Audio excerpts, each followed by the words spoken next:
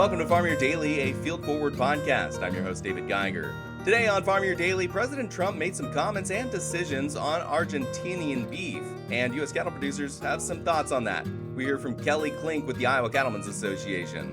Please be sure to like and follow the podcast as well as our social media at Field Forward Pod. We would love to have you join our community, keeping folks informed about what is affecting our farmers. This is Farm Your Daily.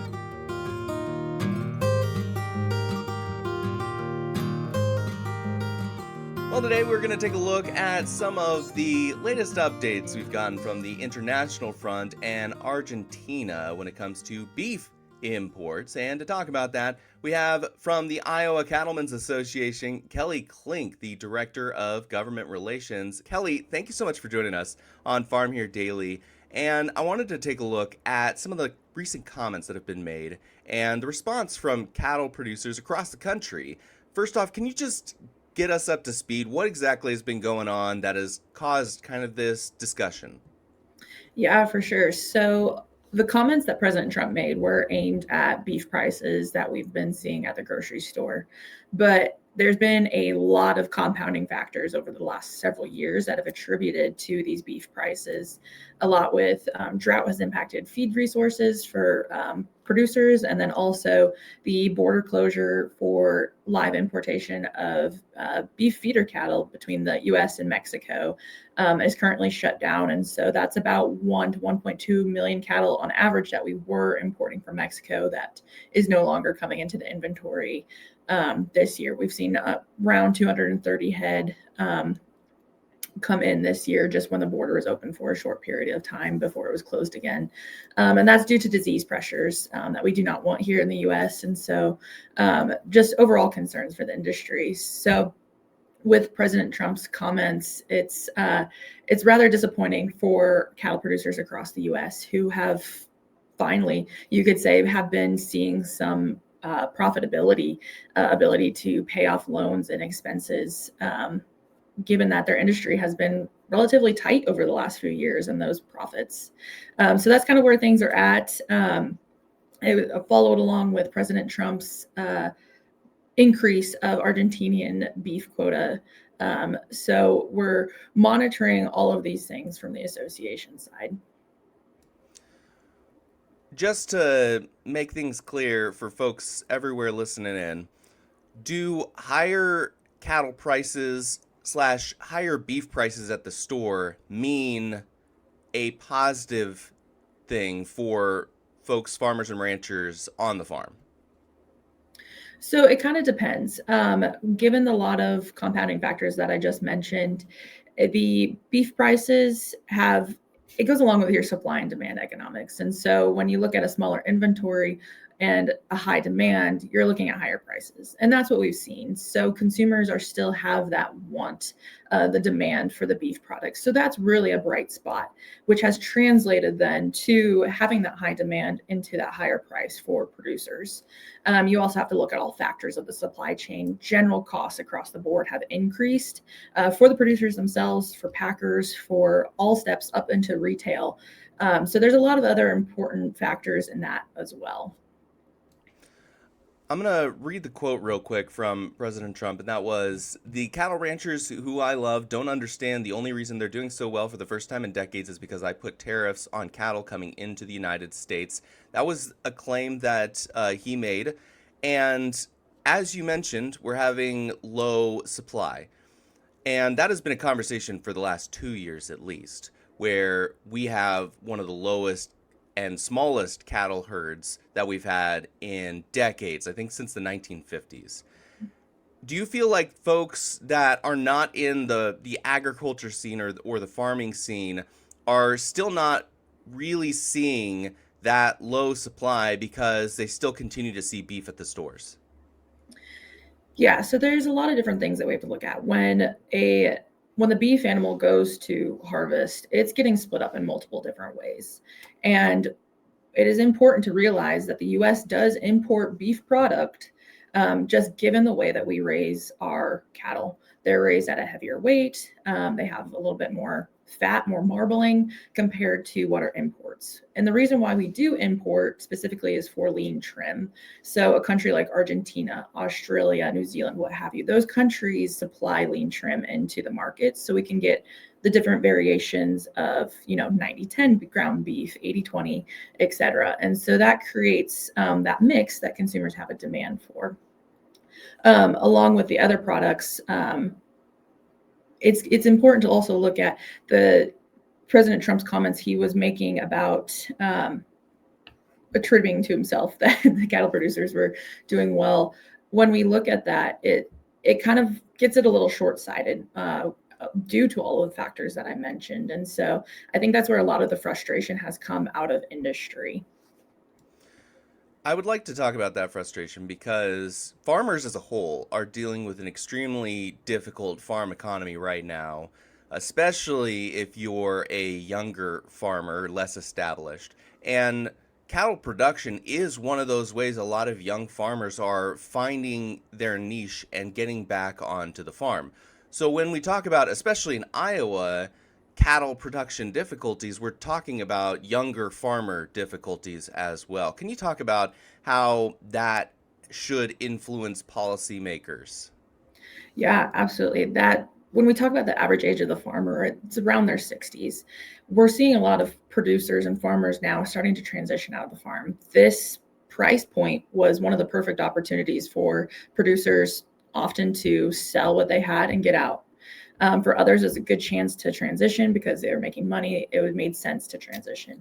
However, there's a lot of folks who were not able to transition in this period and who are still playing in. So it's created a lot of volatility in the market, which we've just seen over the last week and into this week. And so because of that, it creates a lot of hesitancy for those young cattlemen and those younger producers who may be looking to diversify, just given the cyclical nature and then how quickly markets respond to something like comments from the president. So there's a lot of different things when looking at the young producers, but a lot of caution coming into something like this, especially at this time.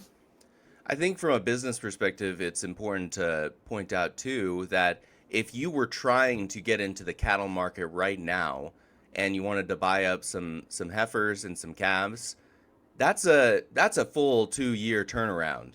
So if you were buying at because both those are extremely expensive right now. If you're buying at the high right now, then you are assuming that prices are only going to get more expensive 2 years from now. And that's really not been an assumption I think a lot of folks have been willing to make. Yeah, absolutely. I mean, we've seen a lot of producers who have been buying at those high prices because they understand and were able to see producers who were able to make that, see those high dollars come back given the market. However, just in the last couple of weeks, you may have bought high a week or two ago, and now you're starting to wonder, what did I get myself into? And so having those marketing plans is really important, and it's hard to plan those marketing plans when it comes to something like this. And so I understand where a lot of extra concern comes from for our producers. And so it just overall, it's a lot of concern with how quickly things react given to, say, for example, like President Trump's comments. So let's talk a little bit more about those comments. I wanted to set up the situation that we're in right now. And now we have talk of importing more Argentinian beef. I know we've talked before years ago about some Brazilian beef concerns and the way that was being imported into the U.S. Naturally, we have other nearby countries as well talking about the import of that. But Argentina specifically, what do we know about their industry and how would that affect our farmers moving forward if we were to enact policy like this? Yeah, absolutely. So what we know so far of Argentina's beef production is that typically they're relatively all grass-fed for the most part. They are slaughtered at a lighter weight. So they, like I mentioned earlier, are not as marbled as well, or not as have as much fat on their carcasses. And so a lot of their products will go into that lean trim mix. And so when we look at if this would replace table steaks or steaks you may get at food service, for the most part, likely not.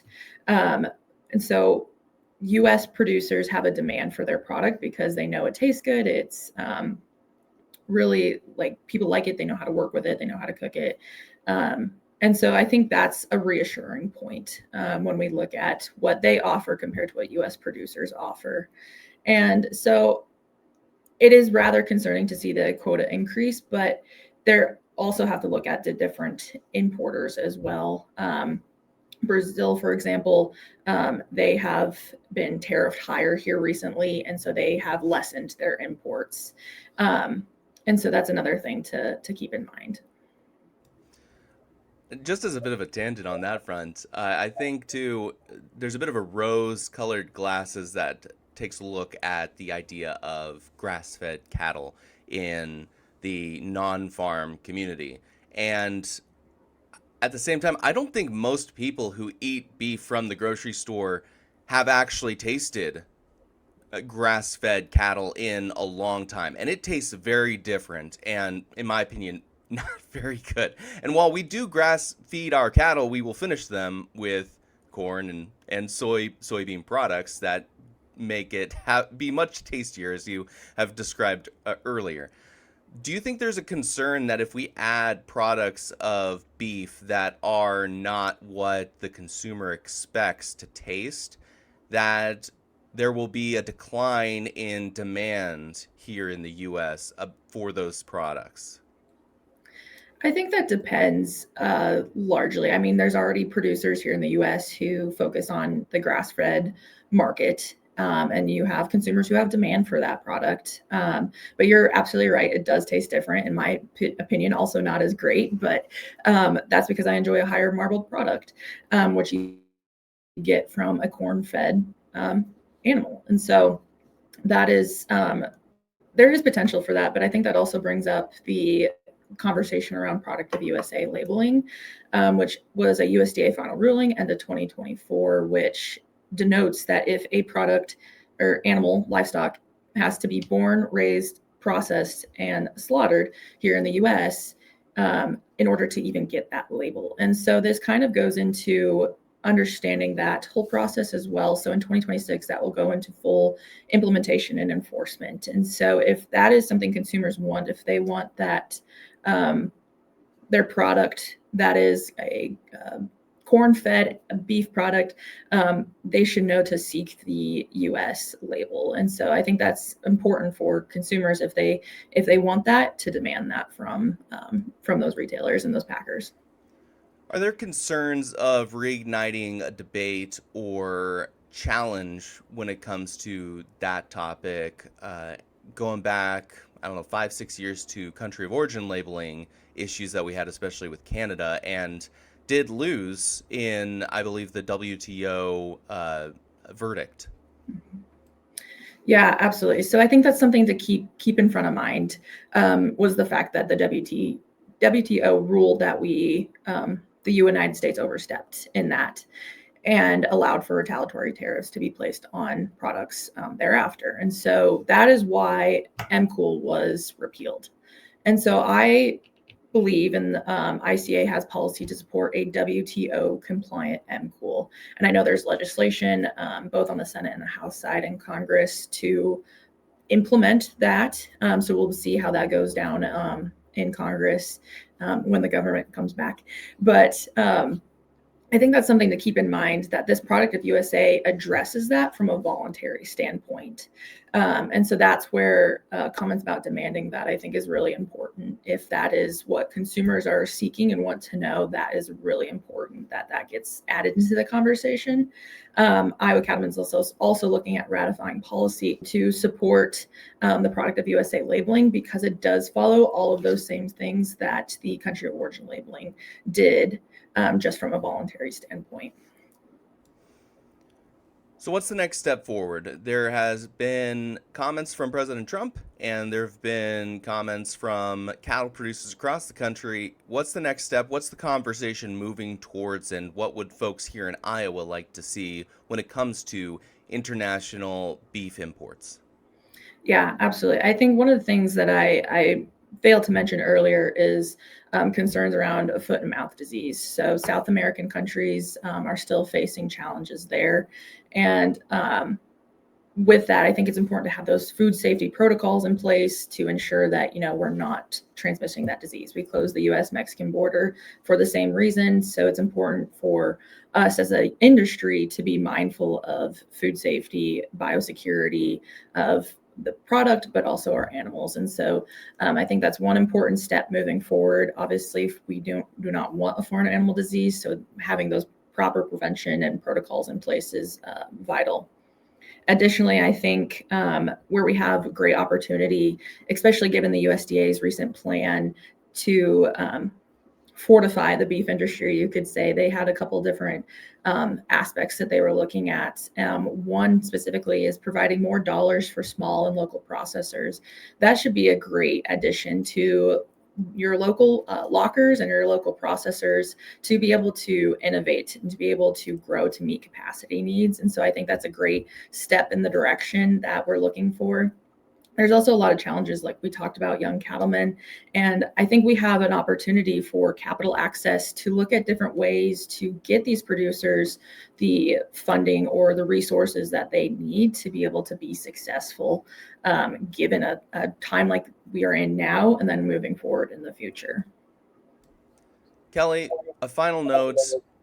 When folks on the farm are watching some of this national debate, I feel like there's an easy feeling of discouragement of just having folks not understand what's going on. How do you think we should communicate, have discussions to help folks understand what is the need of folks on the farm and how international policy and imports like this affect them?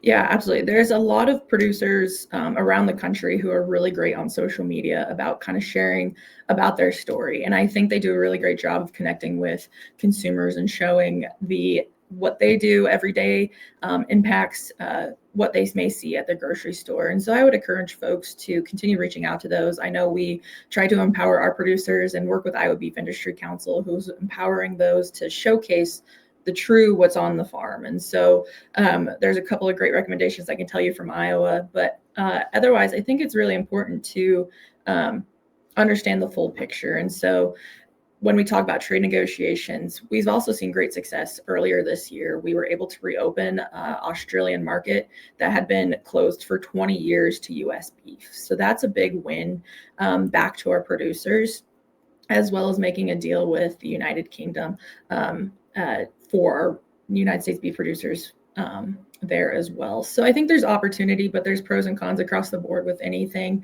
And so just kind of keeping an open mind, but also making sure you're in touch with your resources. I always want my cattlemen to know that they're always able to reach out to us as an association, and consumers can work really closely with the beef checkoff. And so there's a lot of different ways that people can get their information, but I always seek folks to look to see the whole picture and see where they can add more background knowledge to understand and make their decisions. With the Iowa Cattlemen's Association, Kelli Klink is the Director of Government Relations. Kelli, thank you so much for your time today on Farm Your Daily. Yeah, thank you. I appreciate it. This is Farm Your Daily, a Field Forward podcast. Thank you so much again for listening. In order to continue to produce this type of local content, we would love to have you join our community, so please follow the podcast as well as our social media channels at Field Forward Pod. You can also find me on social media at Geiger Reports. Again, I am your host, David Geiger, and I'll be back again tomorrow, everybody.